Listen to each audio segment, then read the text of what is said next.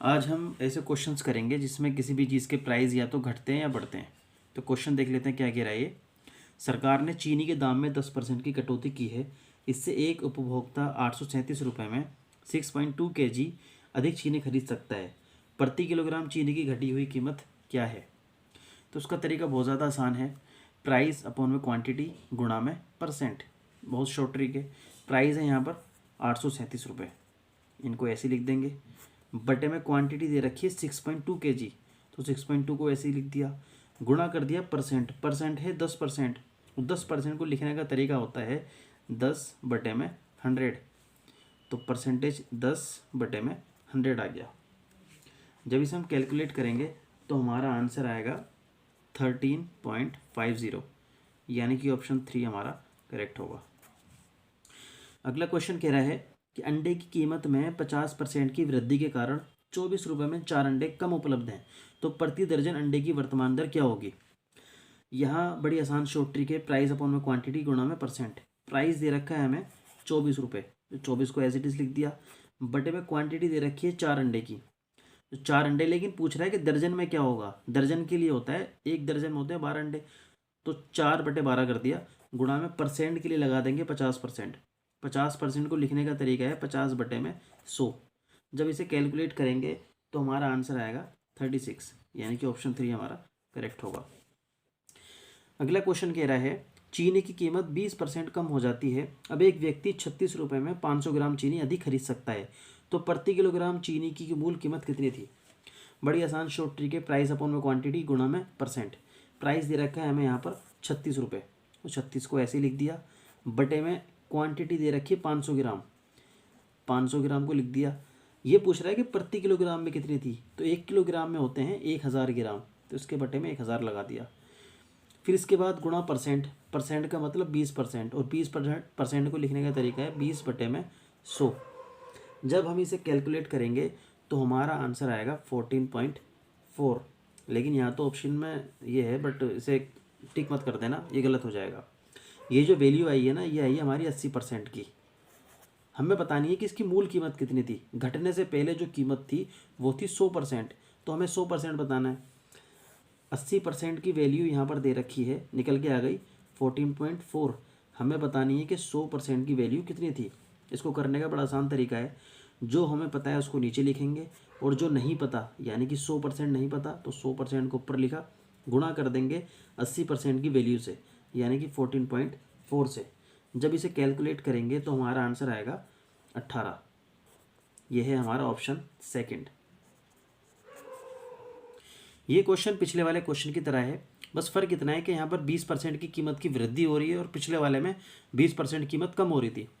तो क्वेश्चन देख लेते हैं क्या कह रहा है।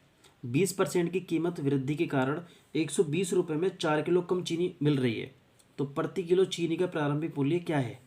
इसको करने का बड़ा आसान तरीका है।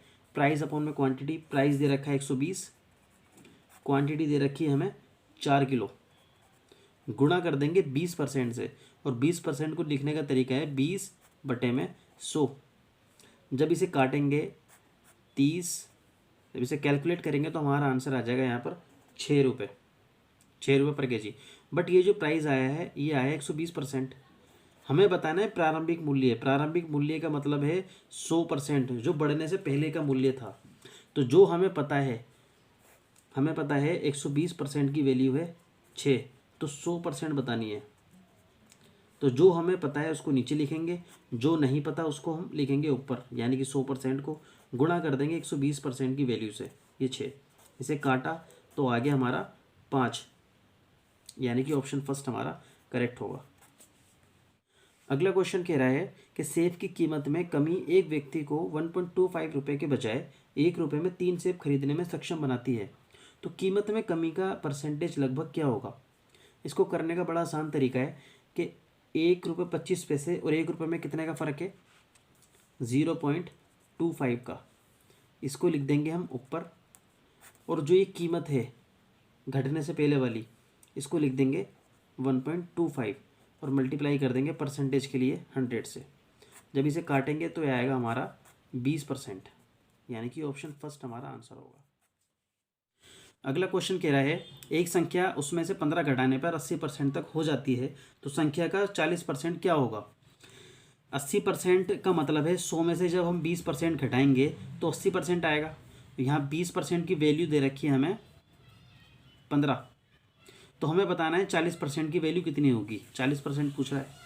इसको करने का बड़ा आसान तरीका है, जो पता है उसको नीचे लिख दो यानी कि 20%, और जो नहीं पता 40% उसको लिखेंगे हम ऊपर और मल्टीप्लाई कर देंगे 20% की वैल्यू से। यह है 15। जब इसे काटा तो हमारा आंसर आ गया 30, यानी कि ऑप्शन 3 हमारा करेक्ट होगा। इसको करने का दूसरा बड़ा आसान तरीका है, यहाँ पर 20% की वैल्यू दे रखी है 15, ये 20% की वैल्यू है, तो हमें बताना है 40% की वैल्यू क्या होगी। ये देखना है कि 20 से कितना गुणा ज़्यादा है। अगर 20 की हम 2 से गुणा कर देंगे तो 40% आ जाएगा। तो जितनी गुणा यहाँ से होगी उतनी ही गुणा हम 15 की करेंगे 2 से। यहाँ 2 की करिए तो यहाँ भी 2 से करेंगे, 15 दूनी 30, यानी कि ऑप्शन 3 हमारा करेक्ट होगा। अगला क्वेश्चन कह रहा है चावल की कीमत में 60% की वृद्धि हुई है, मूल कीमत बहाल करने के लिए नई कीमत को कितना कम करना चाहिए। इसको अब करने का बड़ा आसान तरीका है, जो 60 दे रखा है उसको लिख देंगे ऊपर, और 60% की वृद्धि हो रही है। वृद्धि का मतलब होता है 100 में ज़्यादा, तो 100 में कितना ज़्यादा, 60 ज़्यादा। जब 100 में 60 ऐड करेंगे तो आएगा 160, इसको लिख देंगे नीचे, और परसेंटेज के लिए लगा देंगे हम यहाँ पर 100। जब इसे काटेंगे तो हमारा आंसर आएगा 37 सही 1/2%। ऑप्शन सेकंड हमारा करेक्ट होगा।